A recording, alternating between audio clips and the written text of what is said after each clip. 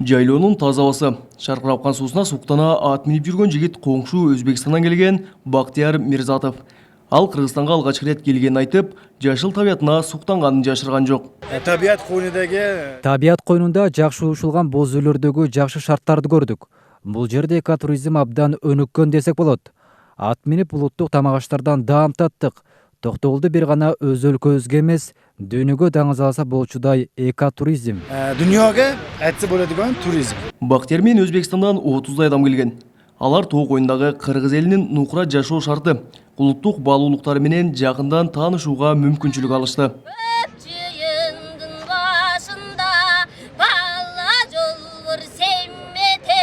Кыргызстан менен Өзбекстандын ортосундагы чек ара өткөрүү бекеттери ачылгандан бери буга чейин солгундай түшкөн карым-катнаш жакшырды. Аны Өзбекстандан өткөн жылы Кыргызстанга 3 миллиондон ашуун адам келип кеткени, ал эми биздин өлкөдөн кошуна өлкөгө 1 миллиондой адамдын кирип чыкканы тастыктап турат. Өзбекстандын Кыргызстандагы элчиси да эки өлкө соода-саттык, туризм жаатында тыгыз иштешип жатканын белгиледи. Ташкент, Бишкек. Ташкент багыты боюнча автобустар аптасына 2 жолу каттап жатат. Ал эми самолеттор жумасына 4 рейстен учууда.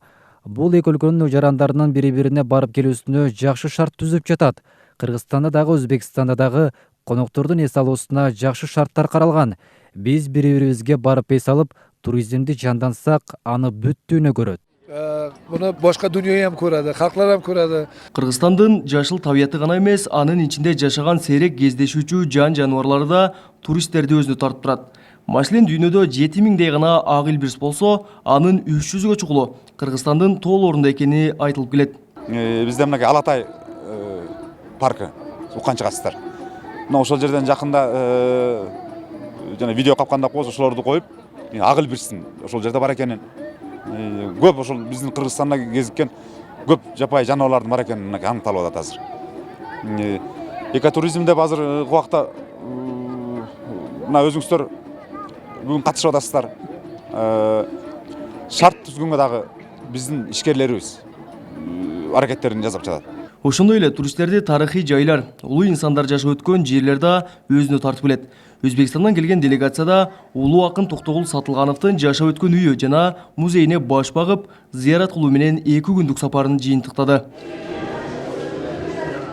Кабылбек Күчкөнбай уулу, Тынчбек Доолдаев, Жалал Абад облусу.